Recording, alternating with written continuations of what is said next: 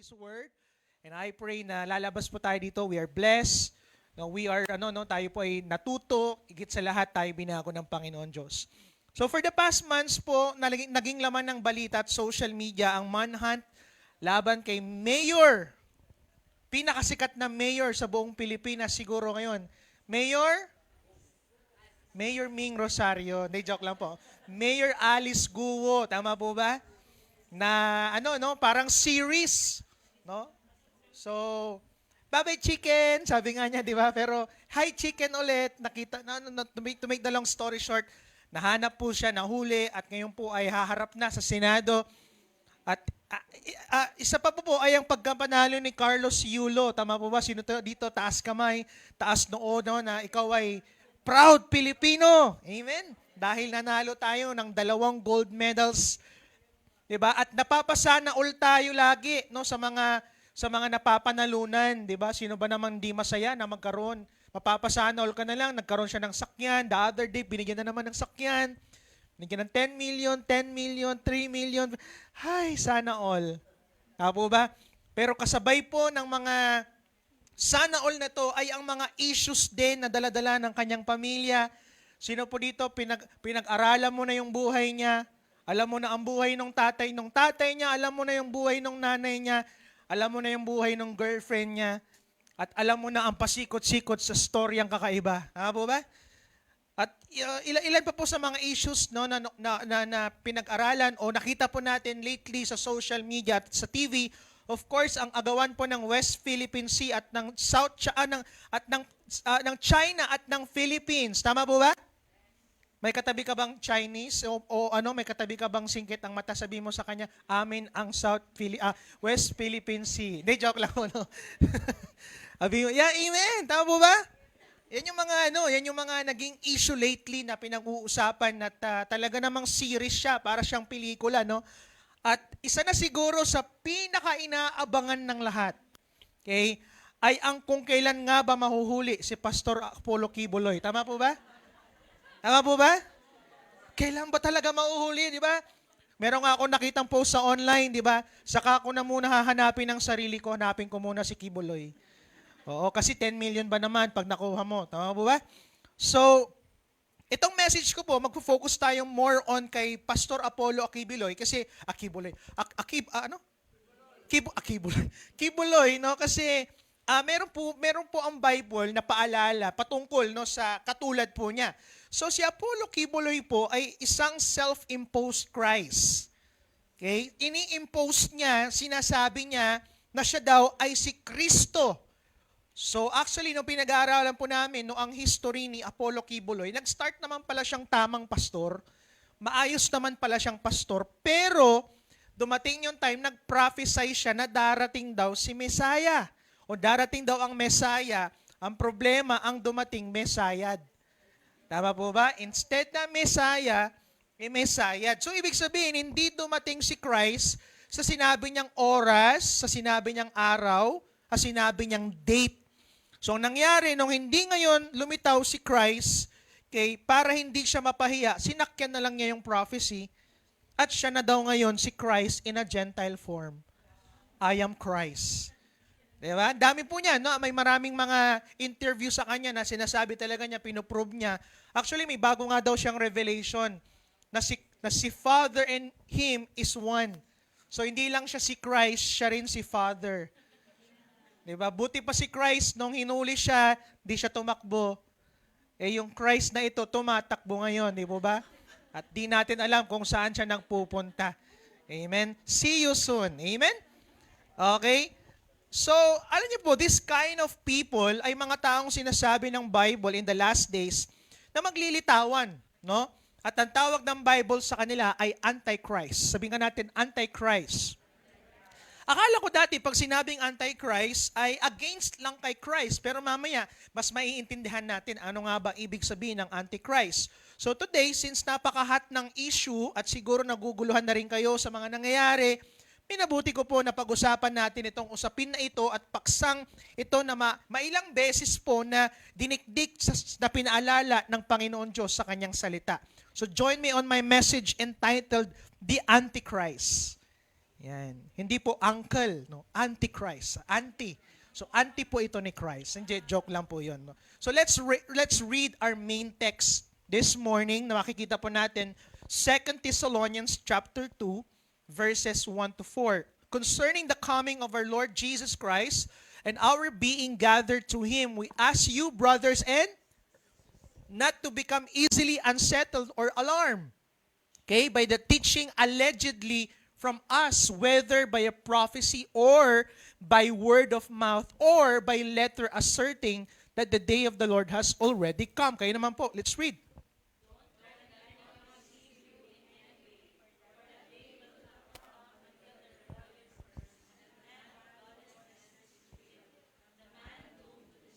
Last verse, basahin natin sabay-sabay. He will oppose and he will exalt himself over everything that is called God or is worship, so that he set himself up in God's temple, proclaiming himself to be God. Let's pray, tayo po'y manalangin. Lord, thank you for today.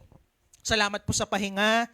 Salamat po sa week na ito. Maybe some of us, napakagandang week. Some of us, hindi magandang week. Some of us, Lord, challenging itong week na to. Pero salamat, Lord, sa oras pong ito. Ano man yung mga pinagdaanan namin, tulad ng kanta kanina, we will be still. Uupo kami ngayon, makikinig sa iyong salita.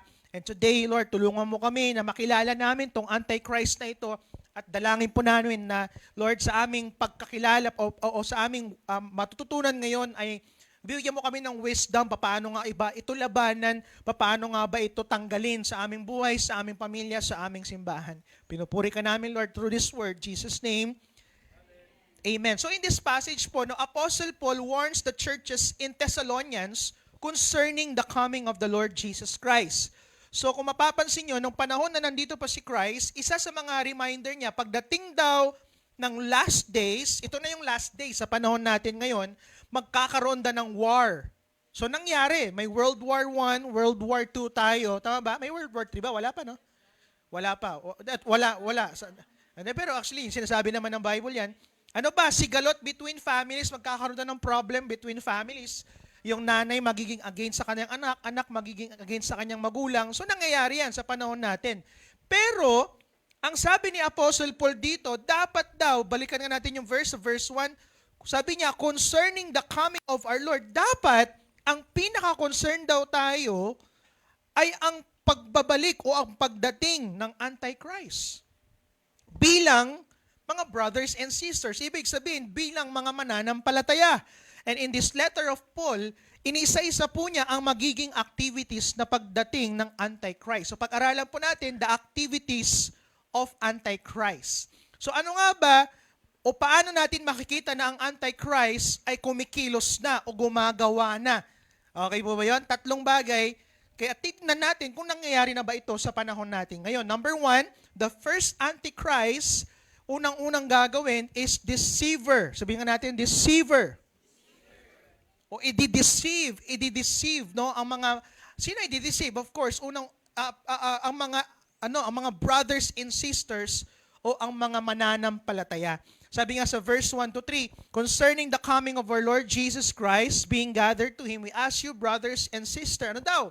Huwag tayong basta-basta, di ba, unsettled or alarmed by the teaching or allegedly from us, whether by prophecy or by word, asserting that the day of the Lord has already come.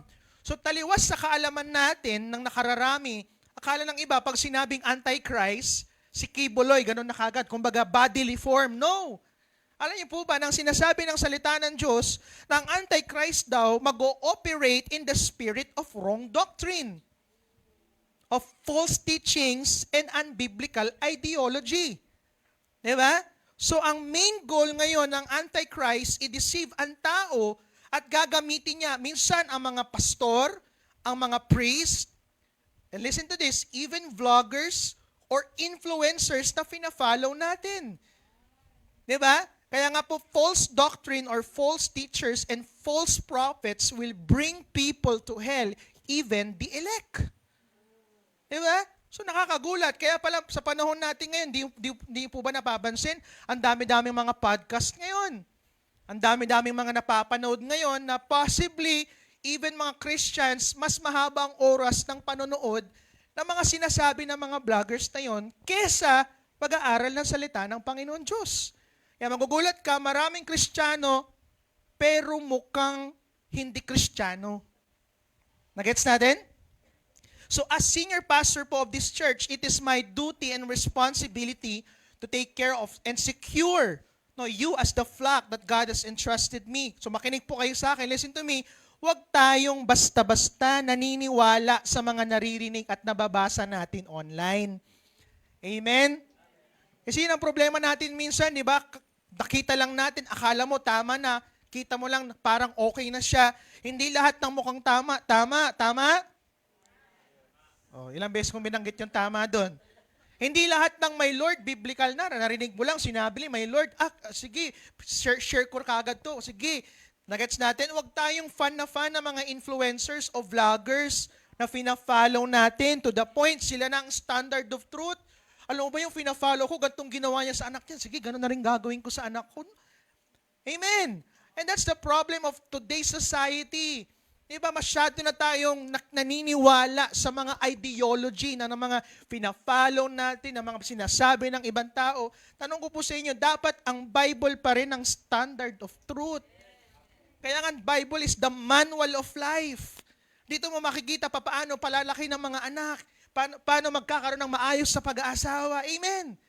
It's the standard of truth. Sabi nga ng 1 John 4:2-3, dear friends, do not believe every spirit, but test the spirits to see whether they are from God.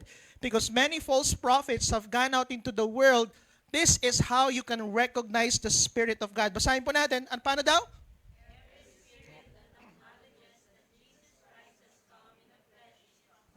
Yun. So ngayon, pinapakita ngayon ni Apostle Paul, sabi niya, paano malalaman ng isang tao ay galing sa Diyos o hindi galing sa Diyos? Sabi niya, masasabi mo daw na galing sa Diyos kapag sinasabi niya na si Christ has come in the flesh, ay naging tao at si Christ ay Diyos. At malalaman mo daw na hindi ito galing sa Diyos kapag hindi niya sinasabi na si Christ ay naging tao o hindi niya sinasabi o sinasabi niya na si Christ daw ay hindi totoong Diyos. Mali daw yun. Which is you have heard is coming and even now is already in the world. So sa panahon na ito, si John sumulat siya kasi inaatake niya ngayon si Cerinthus. Pakita mo yung picture diyan. Inaatake niya itong mamang ito. At itong mamang ito, si Cerinthus po is a Gnostic teacher wanting to mix Gnosticism and the purity of the gospel. So, believer siya, Christian siya, pero hinahaluan niya ng maling katuruan yung gospel ni Christ. So, sumulat ngayon ito, sumulat ngayon si John at tinitira niya itong mamang ito. 'Di ba? Cerinthus denied the humanity of Christ. At ayon sa kanya, merong isang tinatawag na pag-aaral, which is the Docetism, pakita natin. Ang Docetism is from the Greek word dokeo. Meaning, it seems, parang, nagets natin? So, para sa kanya, si Christ daw ay parang naging tao. Pero hindi siya talaga naging tao. Nagets natin? So, parang tama. Pero hindi tama. So, pwedeng mangyari din yan sa mga pinakikinggan natin. Parang tama, pero hindi tama. So para kay Cerinthus and followers of Docetism, naniniwala sila na hindi literal na naging tao o nagkatawang tao si Christ. Parang nagkatawang tao lamang. Phantom lang daw si Christ. So lumalabas na ang atake ng unang Antichrist is Christology. So yung mga Christology. Sa mga hindi po nakakalam, ang Christology po is the study of Christ. And usually, pag pinag-aralan ng Christology, ang pinoprove ng pag-aaral na yan, na si Christ ay naging tao at si Christ ay Diyos. 100% man, 100% God. Hindi 50% man, hindi rin 50% God. Nagets natin? So they will attack the deity and humanity of Christ. So ito po, bilang pastor po ninyo, gusto ko pong sabihin sa inyo, pag may narinig kayong preaching, listen to this, o katuruan na si Christ ay hindi Diyos at prophet lang, sabihin ko po sa inyo, lumayo po kayo dyan. Amen? Yan ang sabi ng Bible. Ano pa? Pag narinig niya na si Christ daw ay Diyos lang at hindi siya tao, aba, malaking problema din po yun. Amen? So lumayo daw tayo sa mga ganitong katuruan kasi ilalagay daw tayo dito, 'di ba, sa impyerno. So the first appearance of Antichrist is deceiving or deceiver. So mga kapatid, ingat po tayo ha. Wag share ng share, wag nood ng nood kung sino-sino pinapanood natin. Please lang po, it's very important for us to really, 'di ba, focus na lang muna tayo, 'di ba, sa salita ng Panginoon Diyos. Focus tayo, 'di ba, sa kung ano ang talagang anong sinasabi ng Panginoon Diyos sa atin. So yan ang unang activities ng Antichrist. Grabe, hindi pa siya nagpapakita ha. Pero kumikilos na pala siya.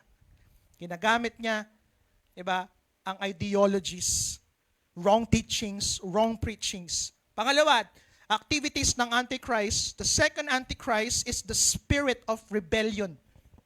Can you say with me, rebellion? Huwag kang titingin sa katabi mo, di ba? Hindi nagre-rebelde yan. So again, hindi na naman ito bodily form. So hindi na naman natin nakita na ang Antichrist ay may katawan. No, hindi muna. Alam niyo po ba na ang rebellion is the obvious characteristics of Antichrist? Rebellion is the language of Satan. Kaya magugulat po kayo, anong unang-unang ginawa niya? Nagrebelde sa Diyos. He was the second in command.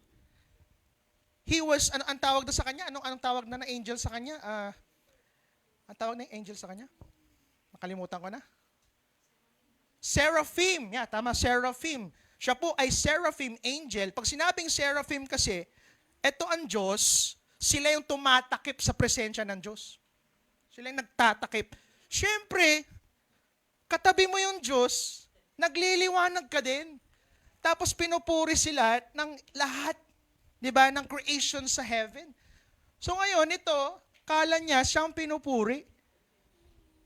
At ang definition ng Bible kay Satan o kay Lucifer noong panahon na yon, siya daw ang pinakamagandang angel sa lahat. Grabe. Ang tawag sa kanya, the rise of the morning star. Pero bumagsak siya. Diba? Bakit? Kasi nagrebelde sa Panginoon Diyos. So, yan pala ang language ni Satan. So in these last days daw, mag-a-appear ang Antichrist through the spirit of rebellion. Kanino? At saan mag-ooperate in these last days? Letter A, rebellion against the men of God and the church. Okay? Alam niyo po, nakakalungkot lang po na sa panahon natin ngayon, iilan na lang po ang may respeto at paggalang at pagsunod sa mga lingkod ng Diyos at sa simbahan. Dahil nga magagaling na ang mga tao ngayon, diba? They tend to rebel against the men and women of God. Alam ko na yan. Binabasa ko yan. Alam mo ba, mas matalino ako sa pastor na yan. Mas magaling ako sa sinasabi ng church na yan. Yan ang problema natin minsan. Pero tignan natin kung paano trinato ng Panginoon Diyos si Miriam at Aaron when they talk against their mentor, their pastor, Moses. Basahin natin, Numbers 12:1-2. Miriam and Aaron began to talk against Moses because of his Cushite wife. So pinagchichismisan dahil sa asawa. Alam mo ba yung asawa ni Pastor Pambir? Yan sabi, di ba? Alam mo, bakit siya lang ba kinakausap ni Lord? Sabi niya, hindi, kinakausap din naman tayo ni Lord. Di ba?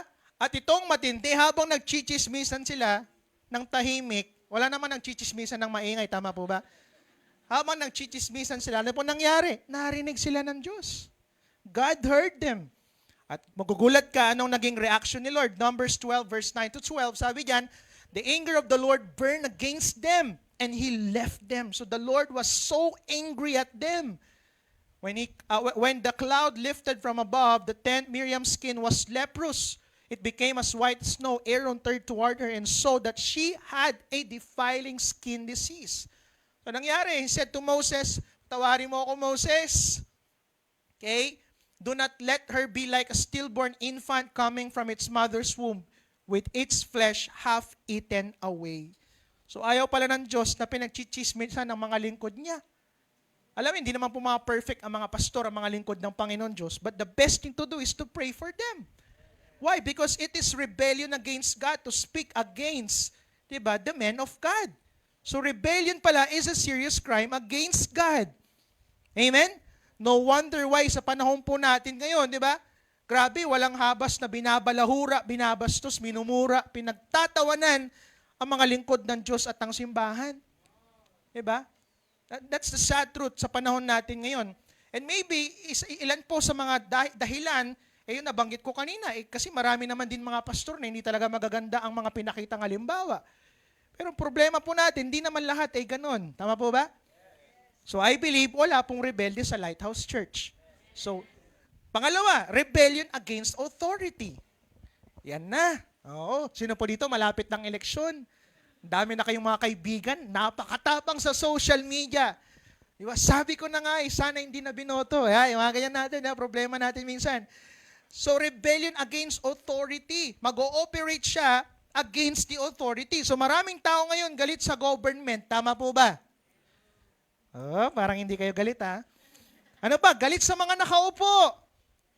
Rant ng rant sa social media, sa story, sa note. Meron, ang tawag doon? Meron yun yung notes, tama ba yan? Meron yun di ba? Amira, ano pa? Di ba? Parinig ng parinig sa mga hindi gustong nangyayari sa ating bansa. Ano nyo pa, na nung panahon po ng mga disciples, nangyari ito sa bansang Rome. Okay? So, nung time na to, sa kabila ng pangit na pamamahala, kasi ang matindi sa Rome dati, pumapatay pa nga At ang Rome po sa panahon natin ngayon ay possibly pwedeng USA, malaking bansa. Di ba? Na sinusunod, ginagaya, o pwede ring China. No, a very big nation. At ang sabi ni Paul, nung sumulat siya sa Romans, sabi niya, let everyone be subject to the governing authorities. For there is no authority except which God has established. The authorities that exist have been established by? Yes, binoto natin, pero it was established by God. Consequently, whoever rebel against the authority is rebelling against what God has instituted. And those who do so will bring judgment on themselves. So, tinan mo tong si Paul, grabe, actually gusto nga siyang papatayin Nung tinanong siya, anong gagawin? Anong gagawin namin dito bilang mga Kristiyano? Anong gagawin namin sa magulo na pamumuno ng bansang Roman? Alam mo, sabi niya, sumunod kayo.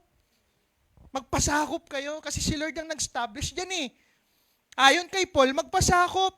Alam mo, bilang mga Kristiyano, makinig po kayo sa akin, the best thing to do right now, in spite of what is happening, is to pray for our leaders. Pray for those people who are in authority. Kung may mali man silang ginagawa, which is yung iba, napapansin naman natin, totoo nga, hayaan mo si Lord kasi justice will be served naman Amen? Bakit tayo daldal kung ano nung sinasabi natin? Amen? Ako nakita ko naman sa history ng bansang Pilipinas, yung mga gumagawa naman ng mali, talagang pinagbabayaran naman. Tama po ba? Matagal lang talagang pagbayaran, pero at least pinagbabayaran pa rin naman. At higit sa lahat, justice will be served. Diba? Kahit masama yan, kaya pa rin gamitin sila ng Diyos. Kasi historically sa Bible, may maraming masamang ginamit ang Diyos. So pwede mong sabihin sa akin, hindi maayos. Hindi, pwedeng gamitin yan ni Lord. Kaya dapat mag-pray tayo. So walang Kristiyanong rebelde. Amen. Ang Kristiyanong nabago talaga, unang-una makikita mo sa kanya ang pagpapasakop. So sabihin mo nga sa katabi mo, pasakop ka na kasi. O, tahimik. Amen? Amen. So yan pala mangyayari, kaya magugulat ka sa panahon natin ngayon, grabe. Diba? Napakatalamak na ngayon ang rebellious spirit. And last but not the least, the spirit of rebellion in the last days is the rebellion against parents. Yan po ang mangyayari in these last days. Alam niyo po, isa sa unang-unang verses na minemorize ko at tinuro po sa akin ng tatay ko, Bishop, ay ang Ephesians 6 verse 1 to 3. Diba? The Lord is my shepherd. Tama po ba? Hindi. Okay. Magbabasa tayo, no? Anong sabi diyan? Children, obey your parents in the Lord, for this is right. Honor your father and mother, which is the first commandment with the promise, so that it may go well with you and that you may enjoy long life on the earth. Yan po unang-unang pinamemorize sa akin, kaya pag naggagalit na ako sa nanay ko dati, sa tatay ko, sabi ng Lord, anak, ano yung memory verse nyo? Children, obey your parents in the Lord, for this is right. Oh, tama yon, di ba? So yan.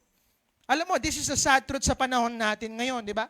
Nakakalungkot, hindi naman lahat, pero napakarami po na wala ng paggalang at respeto, pagpapasakop sa magulang. Mga magulang, yung mga, sino pong mga parents po dito, taas pong kamay, no? Gusto ko pong malaman ninyo, wag po nating gawing kultura na yon na, 'di ba, na okay lang sa atin na hindi sila nagpapasakop, okay lang sa atin, 'di ba, na sinisigaw-sigawan tayo. No. Bilang mga magulang, rebuke the spirit of Antichrist. The spirit of rebellion sa ating mga anak. Hindi pwedeng ginaganon tayo. Kasi that's biblical at gusto natin dapat tinatama ang ating mga anak. Amen. Kung nagagawa nila yun sa iba, hindi sa atin. Kasi hindi yan ang biblical na sinasabi ng Panginoon. Rebellion must be completely absent in every home. Alam nyo, that's the sad truth sa panahon po natin ngayon, no? Sorry po medyo babanatan ko ang mga kabataan. Pero maraming kabataan ngayon galit sa maling nangyayari sa bansa, pero rebelde naman sa sariling tahanan. Grabe masabi. Dapat ganito ginagawa sa bansa, pero hindi sumusunod sa nanay, hindi sumusunod sa tatay, hindi man lang naguhugas ng pinggan. Pero grabe, pag eleksyon, namumulot ng basura. Pambira. Mga kabataan, I love you so much. Mahal na mahal ko. Ako po ay sobrang nagmamahal sa mga kabataan. Pero, kasi ako nakita ko, mga youth, kaya sila maingay, kasi gusto talaga nila ng pagbabago eh. They really want change. Pero I have a challenge. If you really want change, simulan sa pagsunod, pagrespeto, at pagmamahal sa ating mga magulang. So sa mga magulang po dito, diba, let's practice yung paggalang, pagrespeto. Kung pwedeng, diba, pwedeng, ganun pa rin, mano, opo, po. Amen? Sa ibang bansa kasi walang ganun, diba? Tatawagin lang yung pangalan mo. Kunwari si Daddy Bishop, John! Ganun lang. John, how are you? Sa atin, Dad, kamusta po? Opo, opo. Tama po ba? Ang bira, nung bata tayo, galing nating magpo-opo. Ngayon, wala na tayong po-opo. Amen? So know this. Rebellious people will never experience peace and joy in their life. At base po sa Bible, makinig kayo ha, Bible lang sabi nito, hindi ako. Walang karapatang humaba ang buhay ang mga taong rebelde sa kanilang mga magulang.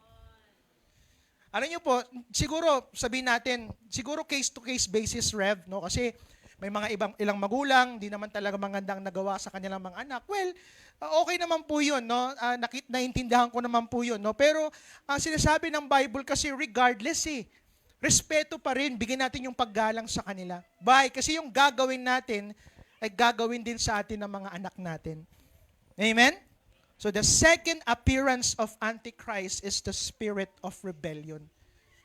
Grabe, ang Antichrist pala, pambihira, mag-ooperate yan, no, sa spirit of rebellion. Kaya pala magugulat tayo sa panahon natin ngayon.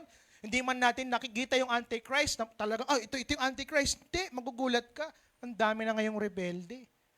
Because that's the spirit of Antichrist. And last activity ng Antichrist, kaya pagkatapos po ng mga wrong teachings, pagkatapos po ng mga deceiving preachings, deceiving words, pagkatapos ng spirit of rebellion, ito na po ang final at third na pagpasok ng Antichrist, and that's the man of lawlessness. So this is the third and final Antichrist. Ibig sabihin, ito na ngayon yung pinag-uusapan natin kanina. Yung actual, magpapakita na siya in a bodily form. Okay? The word anti or anti means against or in place of. So kanina pinag-uusapan natin na akala ko pag sinabing Antichrist, against kay Christ. Tama? Kasi Antichrist. Hindi pala, pag sinabing Antichrist, posible, pakita natin, pwede siya na maging against kay Christ o pwede rin siya mag-appear in place of Christ. Ibig sabihin, pwede siyang against kay Christ at pwede rin palitan niya. Sabi niya, hindi, ako si Christ. Yan ang Antichrist. Diba? At babae po yun kasi Antichrist. Hindi, joke lang po. No? Iba rin yung Uncle Christ. Iba rin po yun. Diba? Meron ngayong kanta, diba, na pumunta sila ng bundok. Instead na, Come Lord Jesus. hindi nila memorize yung song. Kinanta nila, Uncle Jesus. Nakakalungkot naman, uncle lang nila si Jesus, di ba? So, 2 Thessalonians chapter 2, verse 3 to 4, sabi dito, don't let anyone deceive you in any way, for that day will not come until the rebellion occurs, and the man of lawlessness is revealed. The man doomed to destruction, he will oppose and will exalt himself over everything that is called God or is worshipped, so that he sets himself up in God's temple, proclaiming himself to be God. So ang final pala ay ang pagdating ng the Antichrist. So bodily talaga, makikita mo na, ito yung Antichrist. And the day of Antichrist, ganito mangyayari, he will go against the law of God. Kaya magugulat po kayo, sa panahon natin ngayon, maraming mga ginagawang batas na against sa salita ng Panginoon Diyos. Kasi yun ang goal niya, ilalabas siya sa panahon, di ba, na wala ng law. Ayaw niya na yung mga batas-batas na yan. Man of lawlessness, yung tawag sa kanya. The attack of Antichrist is the law of Moses. Kaya magugulat kayo, di ko alam, 2, 3 weeks, 4 weeks ago, nag-preach po ako about, di ba, yung kung papaano sinisira ngayon, di ba, si Yahweh. Kasi gusto nilang sirain ang law of Moses. Di ba, the man of sin, he will be a man doomed to destruction. At ito ang sinabi ng Revelation chapter 13, verse 16, 17. It also forced all people, grabe, mayaman, great, small, rich, poor, free, slave, to receive a mark on their right hands or on their foreheads, so that they could not buy or sell unless they had the mark. So hindi ka na basta-basta makakakain ngayon. So possibly ba na pre-prepare na tayo sa panahon natin ngayon? Kasi pwede na tayong bumili na walang gamit na pera. May GCash, may QR code, marami na po yan. So possible ba na nire-ready na tayo sa mga susunod na pangyayari? Yes! Diba? So that they could not buy or sell unless they had the mark, which is the name of the beast or the number of its name. Sabi ng iba, 666 daw yan. Okay, next.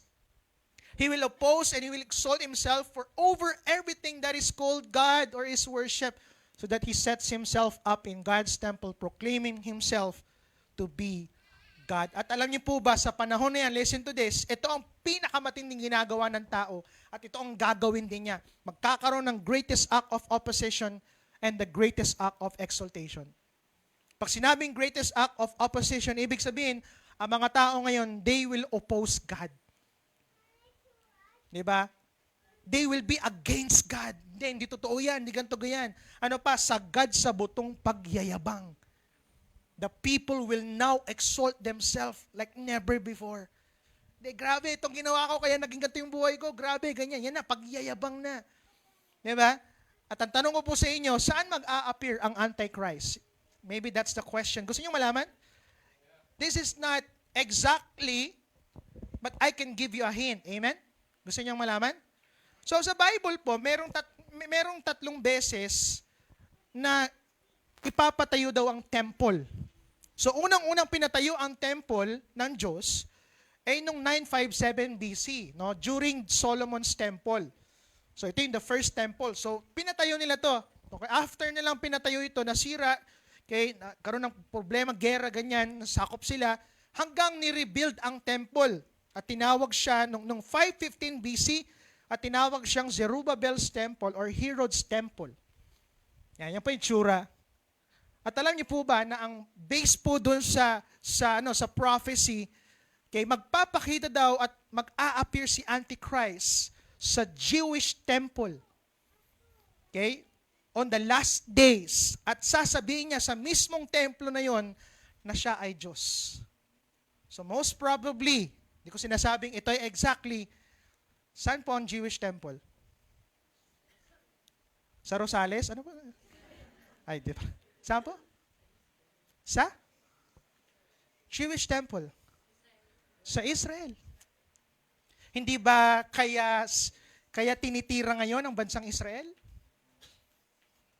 Hindi natin alam, di ba? And most probably that's where the Antichrist will appear.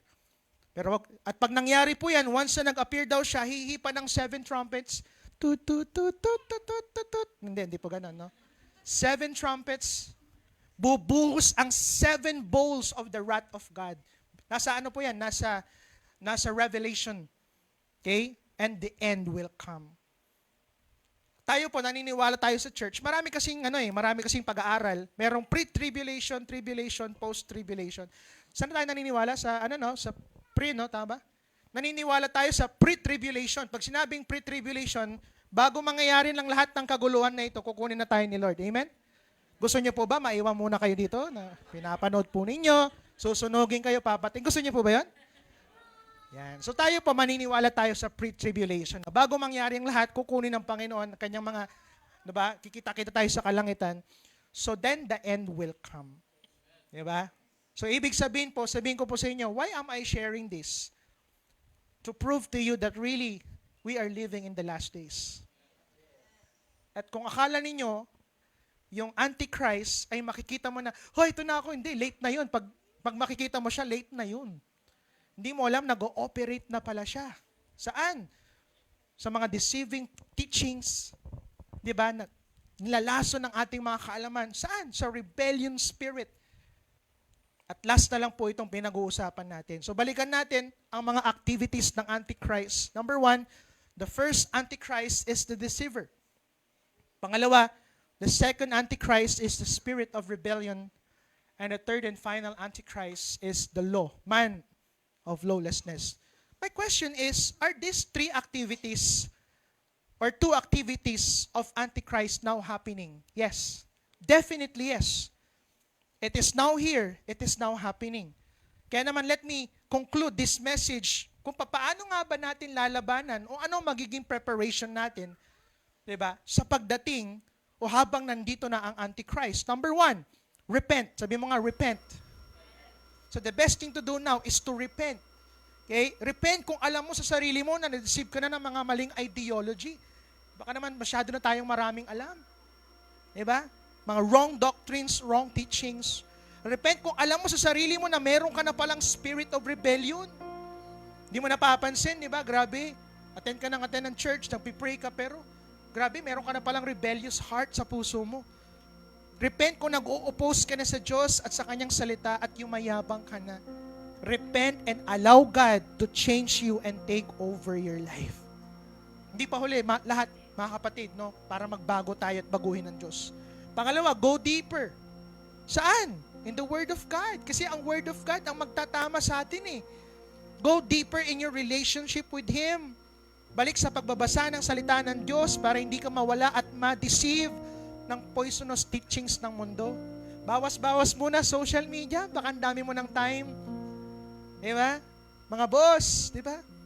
Kamusta ang mga buhay-buhay? Alam mo, tatanungin ka nila, anak, kamusta ba talaga buhay mo? Amen? Attend prayer works para umapoy ang prayer life. Enroll church trainings para umayos theology mo. Pangatlo't pang-apat, apply the blood of Christ. Apply natin yung blood of Christ ni Lord. Di makapasok sa atin sa heart, sa mind, sa conscience natin. And let's cast out and be delivered. Pa-cast out tayo kay Lord. Tanggalin mo yung yabang sa puso ko. Tanggalin mo yung rebellious spirit. Tanggalin mo yung mga ideology, di ba, na hindi talaga galing sa'yo.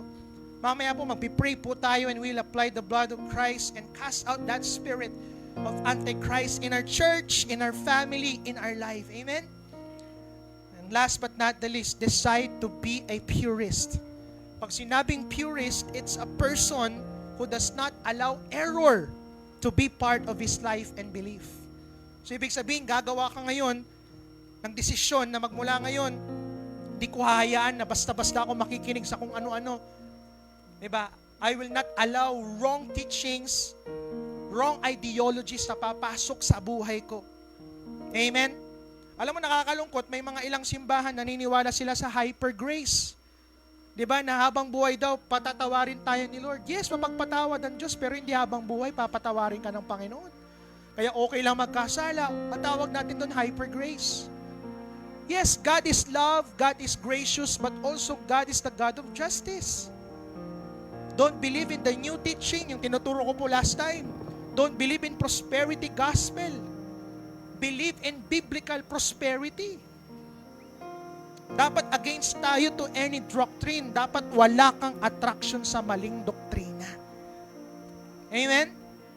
Pakita natin yun, meron yun. Dapat wala kang attraction sa maling doktrina. So, why am I telling you these things? Kasi, nagsimula tayo ng tama no? Minahal natin si Lord, tapos magugulat ka in these last days, lapit na barating na si Lord Nagulat tayo na hindi tayo nakapasok, hindi tayo nakasama ng Panginoon Diyos. Bakit? Kasi pinasok pala tayo ng spirit of Antichrist. But my prayer today is, Lord, hindi ito mangyayari sa simbahang ito. Amen? Hindi ito mangyayari sa buhay ko, hindi ito mangyayari sa pamilya ko, hindi ito mangyayari sa buhay ko. Let me end with this. Next week po actually, excite ko lang kayo. Are you excited? Oh, hindi nyo pa nga alam, excited na kayo, di ba? So next week po, I'll be sharing a series entitled Palagi. No? Kasi lately, nag-viral yung kanta ni TJ Montenegro. Monterde pala, Monterde. TJ Monterde ba yung palagi? Di ba? Pipiliin siyang palagi. So, pag-uusapan natin next week hanggang matapos ang month of September, sino nga at ano ba dapat ang lagi nating pipiliin palagi? Are you excited? Sana walang absent sa buong month dahil pag-aaralan natin ang mga essentials of Christian living, and I believe malaking tulong ito sa atin upang iwasan at labanan ang Antichrist. Gusto ko lang pong sabihin sa inyo, huwag po kayong matakot, ha? Sabihin mo nga sa katabi mo, kung nakakaintindi ng Pangasinan, ag ka natatakot. Huwag kang matakot. Sabi ng Bible, matakot tayo sa Diyos. Huwag tayong matakot sa mga bagay na ito. Why? Kasi kahit po nandito na nag-ooperate ang Antichrist, we are victorious. We are more than a conqueror. So let's focus our eyes on Jesus. Instead na maging Antichrist, sabay-sabay nating antayin si Christ. Amen? At sa kanyang ingranding muling pagbabalik, at sasabihin ng Panginoon sa iyo, Nak, well done, my good and faithful servant. Tatayo po tayong lahat, palakpakan natin ang Panginoon.